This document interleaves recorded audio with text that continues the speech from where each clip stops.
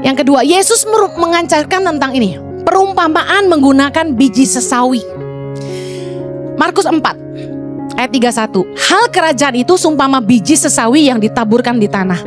Memang biji itu yang paling kecil, katakan paling kecil, daripada segala jenis benih yang ada di bumi.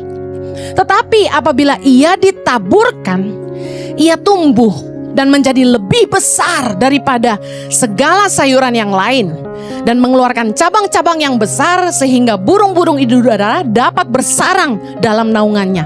It does not matter if you start small. Firman Tuhan ini keren banget.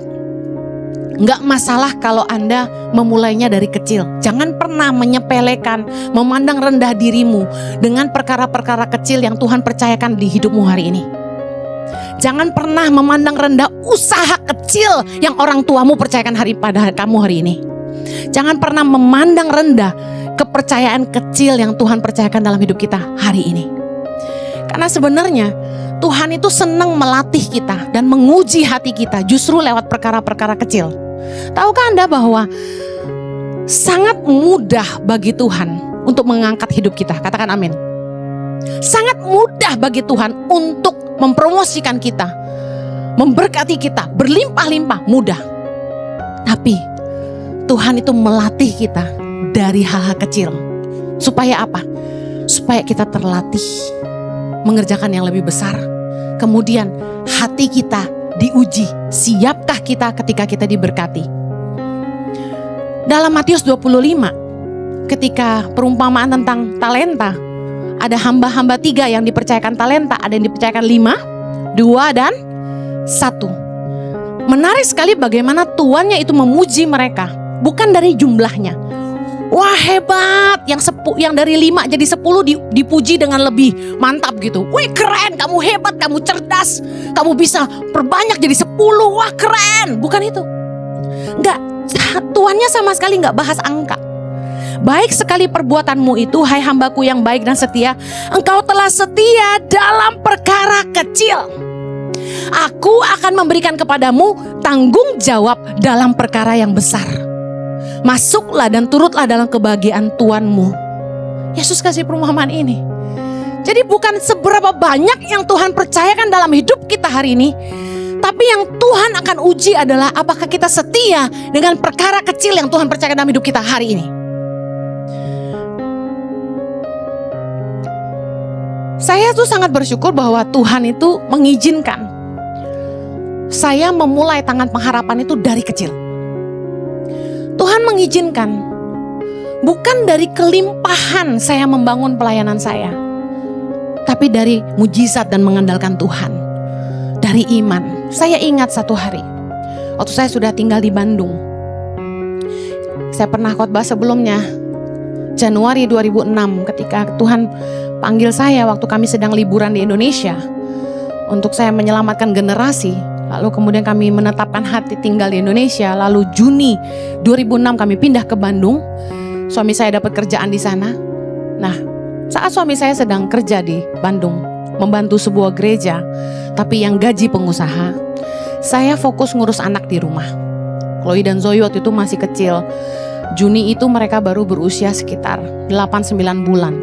Nah, jujur pendapatan dari pengusaha itu gak terlalu besar. Anda tahulah punya anak di Indonesia, punya baby kembar 2, biayanya mahal nggak? Mahal sekali, belum bensin, belum makan, belum gaji pembantu. Karena saya harus ngurus anak 2, saya nggak bisa ngurus rumah. Mama saya kasih kami neni 2, neni-nenian, soalnya dari pembantu rumah tangga dijadikan pengasuh.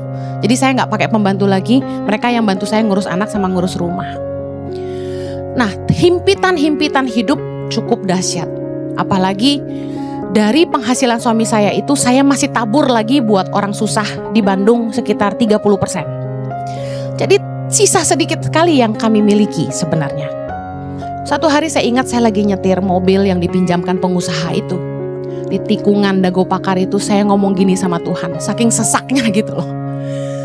Tuhan, bukankah segampang membalikkan telapak tangan kalau Tuhan tuh mau memberkati aku? Aku kesel gitu loh, kenapa harus hidup pas-pasan kayak gini menghidupi panggilan Tuhan gitu.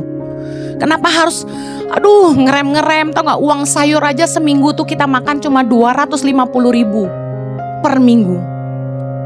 Bayangin, irit banget. Saya beli ikan tongkol cuma 10.000 satu. Ayam pejantan unbelievable bisa ada yang harganya 10.000, you know. Saya juga bingung Indonesia nih, ayam apa itu? Tapi luar biasa kita survive di Bandung itu. Nah, saya ingat banget saya ngomong gitu sama Tuhan. Tuhan, bukankah segampang membalikkan telapak tangan kalau Tuhan mau memberkati aku? Kita mulai Tangan Pengharapan itu kan kita gak kepikiran bikin yayasan gitu loh. Saya cuma lihat anak-anak itu susah dan saya mau bantu mereka. Dari kecil, dari 5 anak itu. Di tengah kesusahan saya, di tengah pergumulan hidup, Tuhan ngomong gini, aku yang tahu hatimu. Aku Tuhan yang tahu hatimu. Mungkin ada Anda yang seperti saya hari ini. Anda udah sesak dengan hidupmu. Kayaknya hidup gini-gini aja. Usaha segini-segini aja. Beban besar, tanggungan banyak, tapi penghasilan gitu-gitu aja. Maybe Anda juga udah capek dengan hidupmu. Saya kasih tahu. Mari setia dengan perkara kecil yang Tuhan percayakan di hidupmu hari ini. Ibadah Gereja Impact Community Indonesia ada di setiap minggu jam 8 pagi, jam 10, jam 12 siang, jam 3 sore, dan jam 5 sore. Setiap ibadah disertai ibadah anak atau Impact Kids dan ibadah remaja.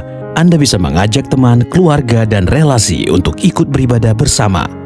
Dan bagi anak-anak muda, ada Impact Youth di Gereja Impact Community Indonesia.